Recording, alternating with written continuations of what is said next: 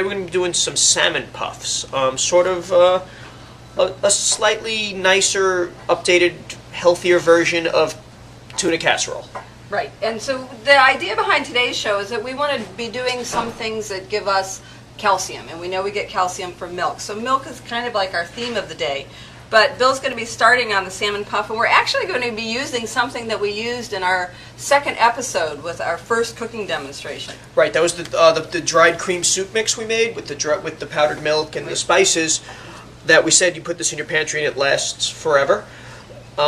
This is going to be the base for our casserole, for our salmon puff. So and this is that dried cream soup mix that we made last Remember, time. This saves on the sodium, and it's an equivalent to 7 cans of cream soup. So it's a real budget saver.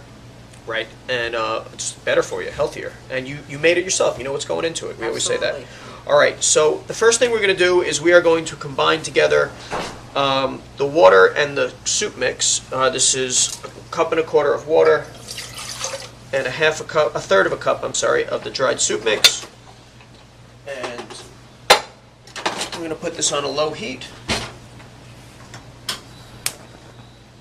And it's going to take about 2-3 minutes. Remember, there was some cornstarch in there, so we always want to start with cold water. If we start with hot water, our cornstarch is going to clump up and it'll ruin the texture of your dish. So we're going to start with cold, and then we're going to heat it up. And you're going to find that when you heat it up, what cornstarch does is it is a thickener. Right. Yeah, so this will turn, instead of being like milk, it'll turn to more like chowder, like nice and thick. Okay, in the meantime, I'm going to get some of my other stuff together here. I'm going to crack some eggs, and this is going to requires 4 eggs or 1 cup of egg substitute. In this case, we're going to use real eggs. And the reason why we went for eggs is because you get a dozen eggs for a third of the cost of the egg substitute. So if you're watching your budget, having fresh eggs is definitely a more economical buy. And they do last. So they last up to 4 weeks in the refrigerator. And what I'm going to do is probably a little different than you might be used to the way I'm going to crack my eggs. I'm going to do each one individually so I can check them. I want to make sure that I don't get a bad egg, I don't get a rotten egg, I don't get an egg that has blood in it or any sort of weird stuff that you sometimes occasionally find in your eggs.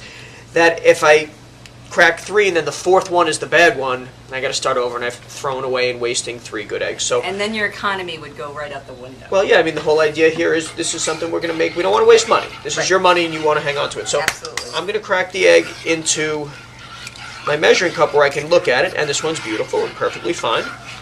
And once it's good, I'm going to pour it into my bowl. But I'll do each one individually like that, and that way you can just check the integrity of your eggs, making sure you got good happening eggs.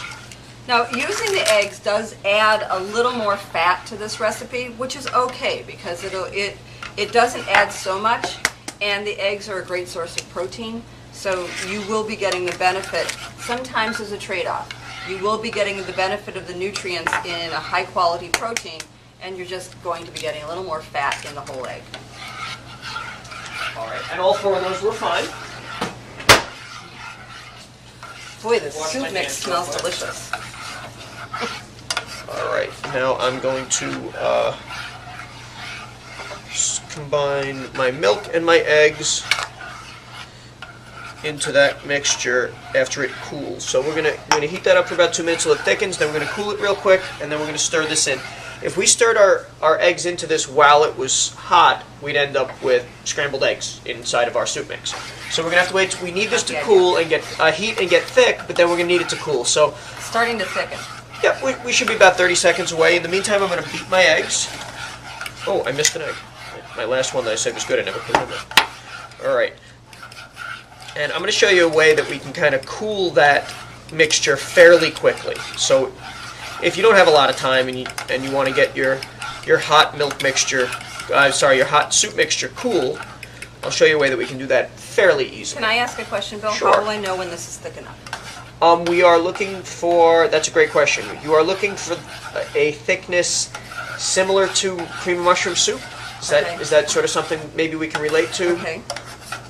All right, so it's like getting a cream there. soup. Yeah, I think it's, I would say it's probably there. Once it comes to a boil, the cornstarch has maxed out pretty much on its thickening. After that, it's just going to start to coagulate. That's not what we're shooting for. We don't want like thick, gelatinous soup. We want like a soup mix. That looks great. I think we're good. You can shut that off. And how we're going to cool this a little more quickly. If I leave this out on my counter, it's going to take 45 minutes to cool off. Even if I put it in my refrigerator, it's going to take a half hour. But if I can put it into something that is wider and fit and... Good point. That's also true if you're trying to cool off things to store. Is you want to take them out of the container and put them in something So shallow. I can use like this shallow container right here, and if I was really slick, what I could have done was left this in the fridge. So it would have been cold too. It would have cooled off even a little quicker. But because this is shallow and it's in... The surface area is spread out more, the exposed part, which is the part that will cool the fastest, is spread a lot bigger than it would in this pan. So in the freezer, in about 5 or 10 minutes, this will be cold enough to work with, which is what we're shooting for. So I'm going to just throw this into our freezer, my egg mixture into my soup mixture, and kind of gently combine them. And then, sort of the star ingredient here is going to be our salmon. The breadcrumbs and then the salmon, sorry. Right. Breadcrumbs is going to thicken this up a little bit too and add some body and some I'm teaching the chef texture. how to read a recipe. I can't read, apparently. Reading is fundamental. That's what they've told me. The neat thing about these breadcrumbs is they're seasoned, but they're also whole grain. Yep. And you can find these in the regular grocery stores. So again, we've taken another ingredient and we've plussed it. We've added the whole grain ingredient, which adds fiber to it. And so you've gotten some more goodness out of your I ingredients. truly prefer the whole wheat ones. I feel like the texture is a little more solid. Okay. The flavor is a little more complex for me. It's not just there for texture. It adds some flavor as well and some color. It's a nicer, browner color, and when it cooks, it gets a little sort of a deeper brown that I enjoy more. I think it's just a better product overall. All right, so we have our breadcrumb mixture stirred into our egg soup and milk mixture. And that is it. Oh, actually, it was the egg and milk mixture with the soup mixture. And now our breadcrumbs are in there. Oh, great, thank you. Got a spatula. I'm going to scrape down the sides just to make sure that all of the dried breadcrumbs have been incorporated into the moist soup mix, which you can see a little bit there hadn't been. So we're going to make sure we do a good job on the corners, because that's where the the breadcrumbs like to hide. If I was some breadcrumbs, I think I'd hide in the corner too. I'm going to end up becoming chicken cutlet parmesan or something otherwise. All right, the parsley, and the last thing, the star of our show, is the salmon. And this is a simple one. This is a canned salmon. You'd find this in the supermarket like where you'd find canned tuna, right? Right. And we chose skinless and boneless. Sometimes if you have to be careful, sometimes if you do get a can of salmon, it can have the bones and the skin on it, so you have to do some pre-preparation. But this particular one is skinless and boneless, and you're getting some calcium out of this in the salmon, and also you are getting some good quality omega-3 fatty acids, which are helpful for your brain function. and for your Heart. Your heart, yeah, Right. they're huge in making your veins and arteries a little more flexible. Right, So you know, right. people who So there's a lot of benefit out of it. You can also do this recipe with tuna if you would rather. So it's not specifically that you need the salmon, but the salmon gives a different flavor, and you are getting those benefits of the omega-3s. and that's pretty much it. I'm going to use my spatula to kind of smooth the top so we get like a nice even texture. And then if I want to go a little tiny improvisation from the recipe, I'm going to sprinkle a tiny bit of paprika on top of it just to give it a little color. you're such- So Looks this good. is our salmon puff right out of the oven. Yep. Nice crispy top. Nice the way it peeled away easily from the sides, and we didn't have to add any butter, any grease, Right, any fat, right. any additional calories to it.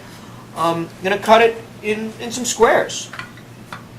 If you wanted to, I think it would be a neat presentation to maybe serve something like this with a little bit of crisp salad maybe on top of it. Like something with a little vinaigrette, a little acid, kind of cuts through the richness of this. This is kind of a rich dish.